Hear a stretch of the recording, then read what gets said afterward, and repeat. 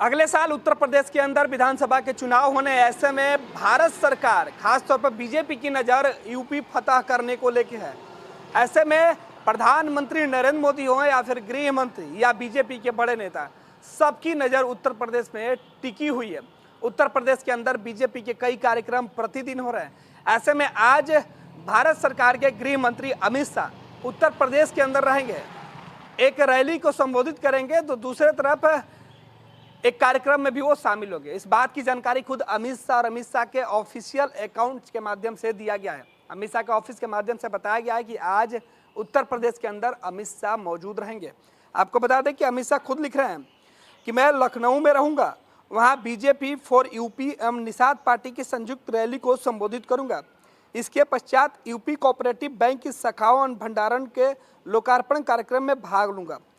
सहकार भारती के 7वें राष्ट्रीय अधिवेशन के उद्घाटन सत्र को संबोधित भी करूंगा।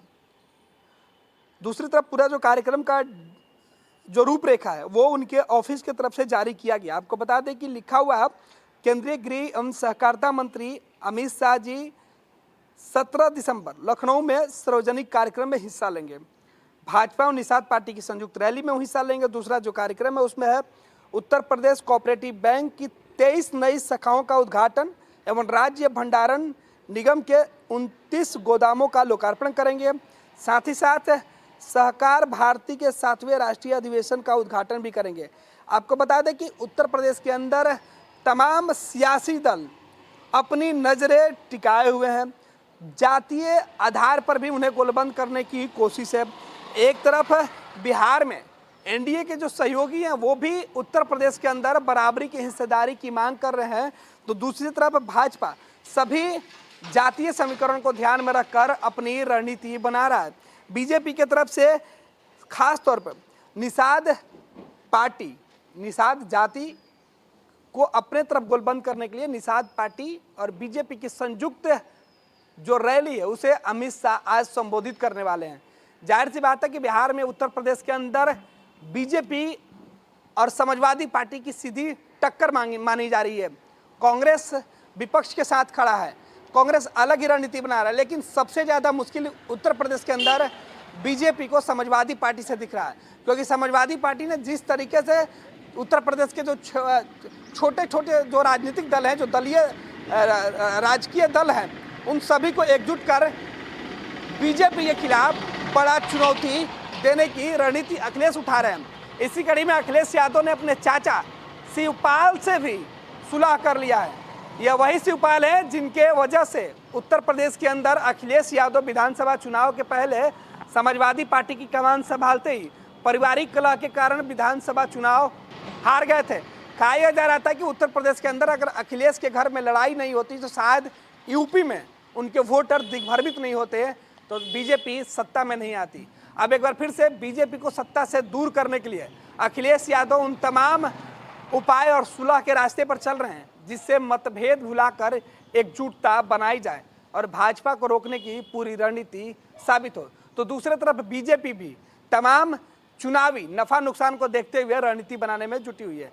बीजेपी की तरफ से कभी राष्ट्रीय अध्यक्ष तो कभी प्रदेश का नेतृत्व योगी आदित्यनाथ तो प्रतिदिन कई जनसभाओं को संबोधित करते हैं, तो फिर केंद्रीय मंत्री पीछे क्यों हटे?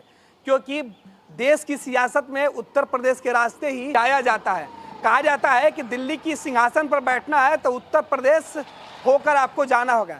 ऐसे में उत्तर प्रदेश सहित 5 राज्यों में विधानसभा के चुनाव होने हैं, लेकिन सबसे ज़्यादा जो नज़र है सभी राजनीतिक दलों के साथ साथ देश की नज़र यूपी चुनाव पर टिकी हुई है। अब अमित शाह का जो कार्यक्रम है उसे देखकर साफ लग रहा है कि बीजेपी अपनी पूरी रणनीति उत्तर प्रदेश के अंदर झोंकनी चाहती है।